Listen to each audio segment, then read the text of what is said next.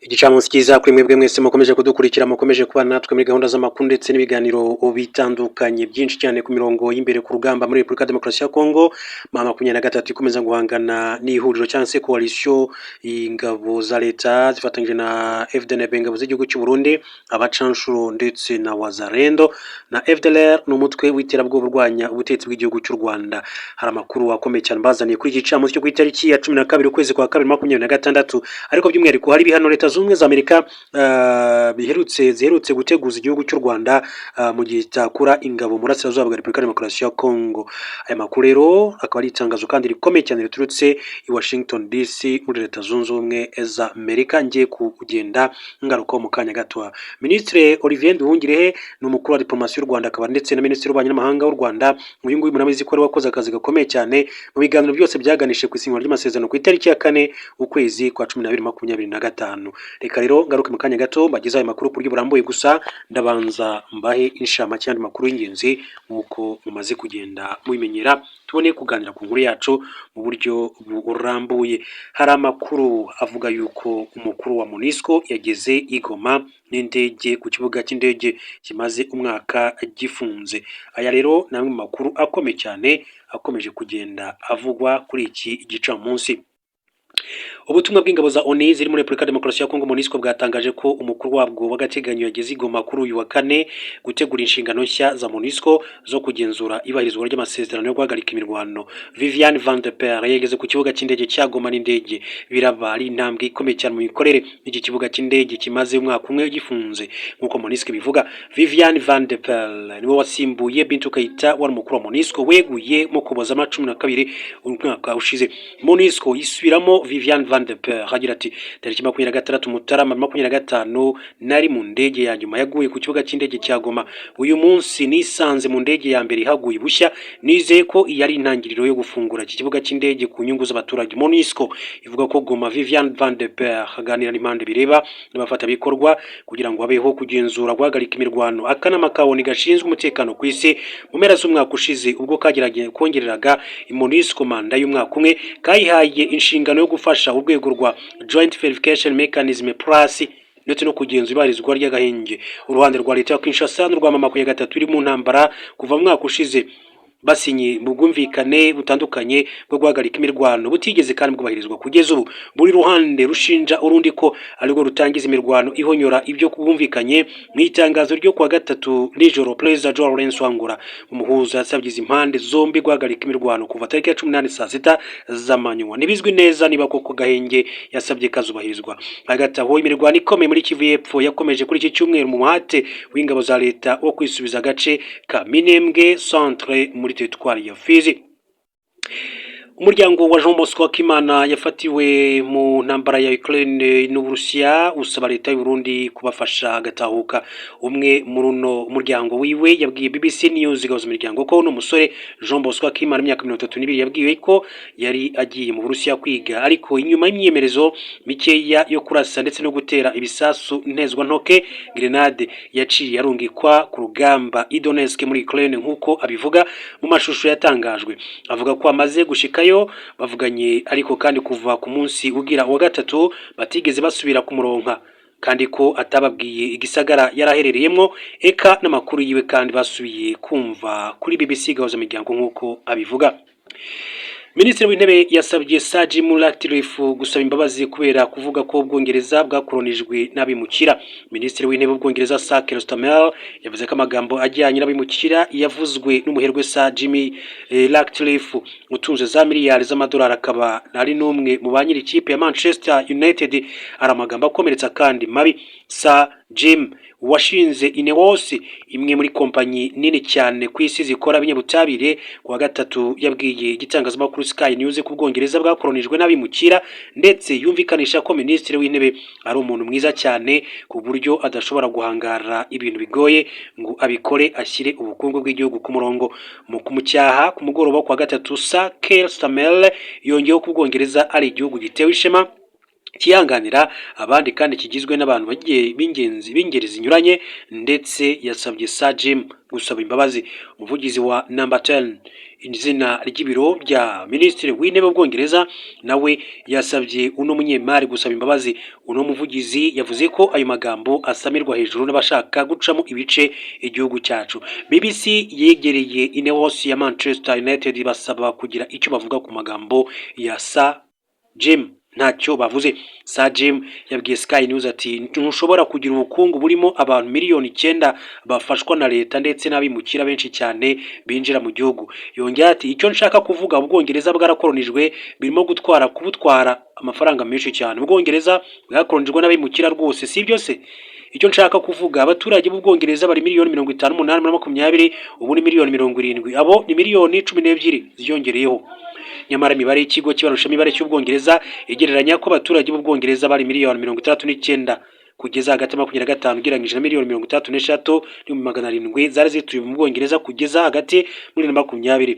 Sir Jim yavuze amagambo mu kiganiro agiranye n'umwanditsi mukuru ku bukungu bwa Sky News Eddie Conway iruhande rw'inama y'Abanyarwanda b'i Burayi yabereye mu mujyi wa Antwerp mu gihugu cy'Ububiligi.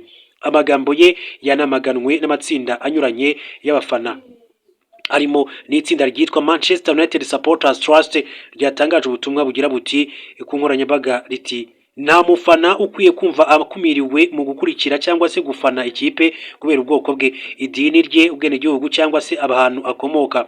Amagambo y'ubuyobozi bukuru bw'ikipe akwiye kandi gutuma kudaheza abandi byoroha cyane kurushaho, ntakwiye gutuma bikomera cyane kurushaho.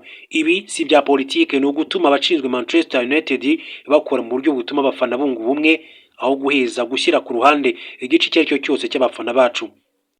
Hanyuma tujye ku nkuru yacu kuri Minisitiri Olivier Nduhungirehe akaba n'umukuru wa diplomasi y'u Rwanda.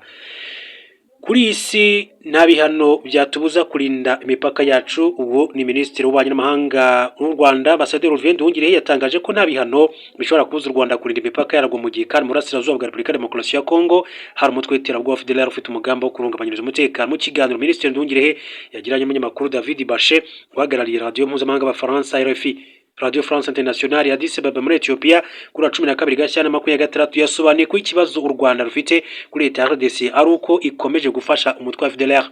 Yagize ati mu Burasirazuba bwa RDC hari ikibazo cya FDLR, abajenosideri bakoze jenoside mu Rwanda mu mwaka wa 1994 basigasiwe ati bafashwa na leta ya RDC, binjizwa mu gisirikare cya RDC FARDC. Niyo mpamvu rero hasinywe amasezerano y'amahoro ya Washington. Leta ya RDC yemeye ko izasenya FDLR, u Rwanda rugakora ingamba z'ubwirinzi. Minisitiri Nduhungirehe yakomeje agira ati bityo rero FDLR ni ikibazo cy'ingenzi ati kiri mu izingiro ry'aya makimbirane kigomba gukemurwa no kuyisenya nk'uko amasezerano y'amahoro ya Washington biteganya.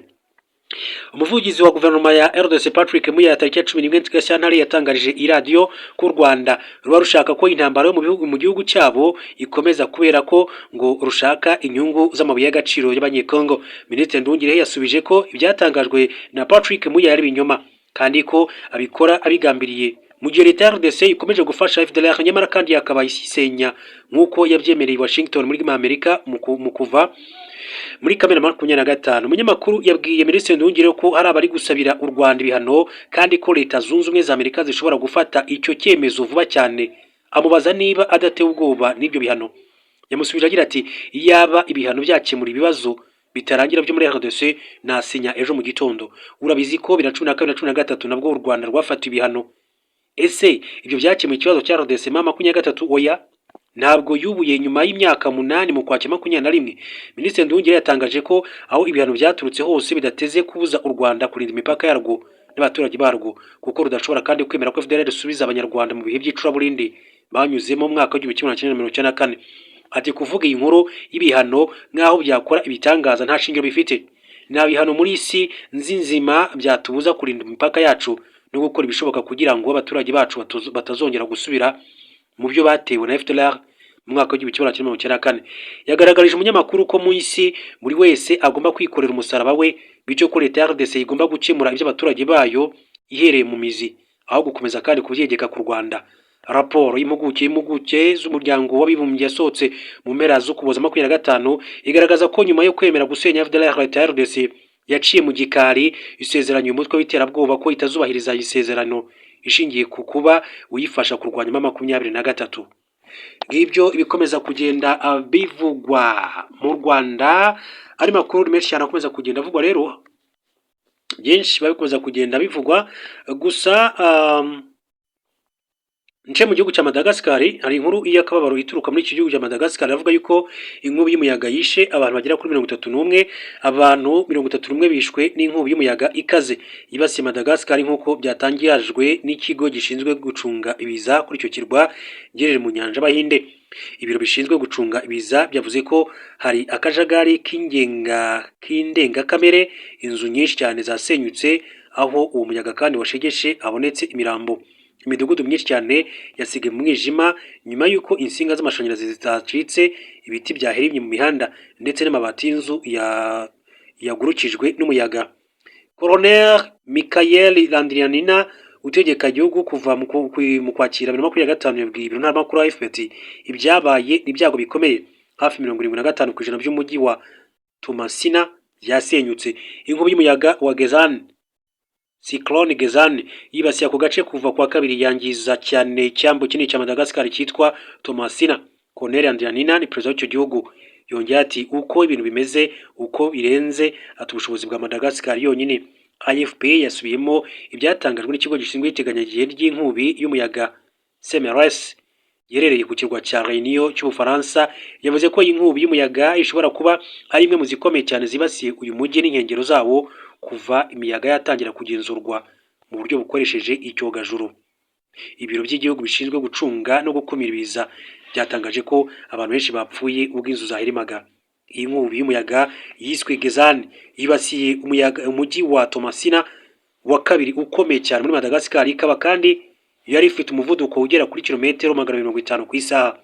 Lija Rantianisoa ukuriye ibikorwa byo guhangana n'ibiza muryango utabara imbabare Action Against Hunger yabwiye AFP ati nakajagari gusa 90% by'ibisenge by'inzu byasenyutse bivaho burundu cyangwa se mu buryo bw'igice. Ibiro bya Madagascar bishinzwe gucunga ibiza byatabaye abantu babarirwa muri za 100 bakomerekeye muri iyo nkubi ndetse byimura amagana y'abaturage mu gace gakikije Tomasina, umujyi utuwe n'abarenga 400. Abatuye muri Tomasina no mu nkengero zaho bavuze ko babonye ibihe biteye ubwoba kandi bikomeye ubwo inkubi y'umuyaga yageraga ku butaka. Harimanga Ranavio yabwiye ibiro ntaramakuru Reuters ati sinigeze mbona umuyaga ukaze utya, inzugi z'amadirishya bikozwe mu cyuma ariko birimo kujegagezwa cyane nk'uko uyu yajya bivuga. Gezan ni inkubi y'umuyaga ya kabiri yibasiye Madagascar muri uyu mwaka. Ije yashize iminsi 10 indi nkubi y'umuyaga yiswe Fitia yishe abantu 14, abasaga 31 ikabavana mu byabo nk'uko byatangajwe n'ibiro by'umuryango w'abibumbye bishinzwe ibikorwa by'ubutabazi. Mbere y'uko iyo nkubi igera ku butaka, abategetsi bafunze amashuri kandi bihutira gutegura ahantu ho kwakirira abahunga ibiza. Mu gitondo cyo kwa gatatu, ikigo gishinzwe iteganyagihe muri Madagascar cyatangaje ko Gezan yari yabanjiye ubukana ihinduka umuyaga kandi usanzwe uri ku rugero ruciritse, kandi ko yerekeje mu burengerazuba bw'igihugu mu ntera kilometero 100 amajyaruguru y'umurwa mukuru Antananarivo. Icyo kigo cyagize kiti uyu munsi ejo kwa gatatu Gezan irambuka mu misozi miremire yo hagati ati mu gihugu iva mu burasirazuba ijya mu burengerazuba mbere yo kuva mu nyanja ikerekeza mu muhora wa Mozambique Channel ku mugoroba wa nijoro cyangwa se nijoro. AFP itangaza ko buri mwaka igihe cy'inkubi z'umuyaga mu nyanja y'Abahinde mu gice gikikije Madagascar usanzwe gihera mu gushyingurwa mu kwezi kwa 11 kikarangira muri Mata mu kwezi kwa 4 ndetse kikabamo imiyaga irenga 10 nk'uko bakomeje kugenda bigarukaho. Mu yandi makuru rero akomeza kugenda avugwa amabwire ko Uburusiya bwafashe ingingo yo kuzibira WhatsApp mu Ruhigi ati ku mihora yo gutumanaho. Uburusiya buriko kandi buragerageza guhagarika burundu WhatsApp mu gihugu nk'uko iyi kompanyi ivuga, mu gihe Kremlin ibiro by'umukuru w'igihugu cy'Uburusiya ibandanya ifata ingingo ruhasha yo ku mihora yo guhanahana ubutumwa.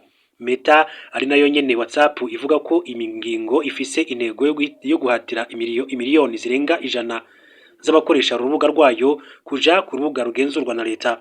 Iyi ngingo ifashwe nyuma yaho abajejwe ivyo gutumanako mu Burusiya bazibiriye Telegram bavuga ko atamutekano ifise. Telegram izwi ko ifise abanywanyi bangana n'aba WhatsApp mu Burusiya.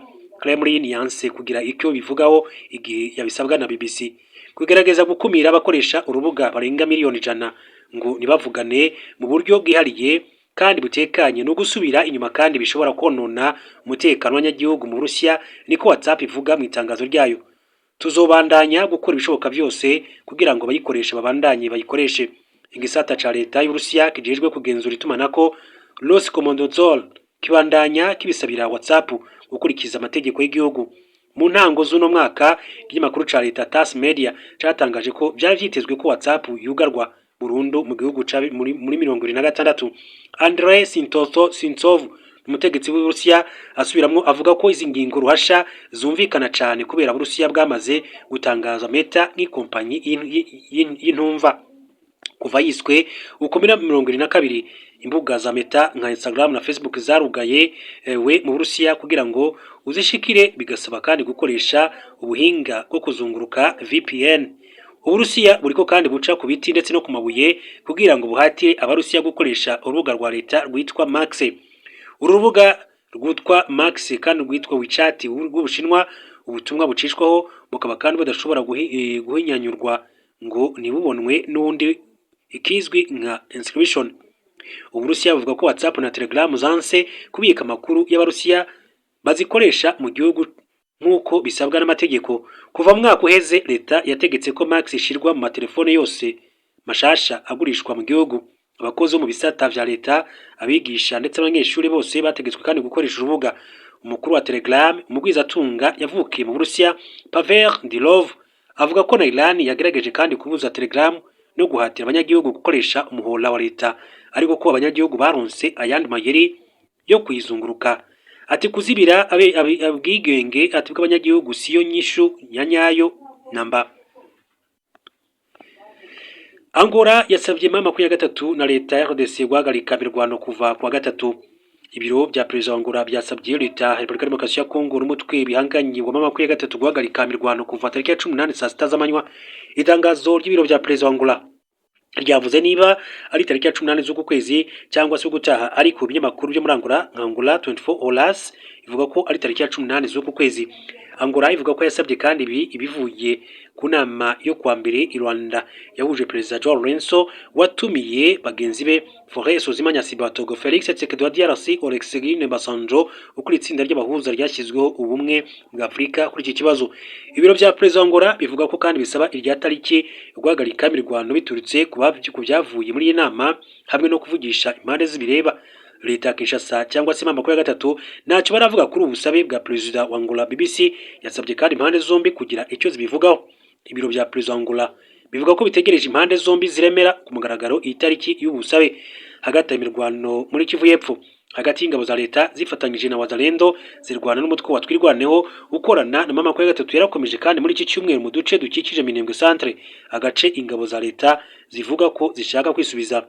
Naho muri Kivu ya ruguru ko muri iki cyumweru havuzwe ibitero by'indege za drone z'ingabo za leta mu duce twa Warikare ahagenzurwa n'inyeshyamba za mama 23. Reka rero nsoreza aho ngaho, mbifurize gukomeza kugira ibihe byiza. Turasubira mu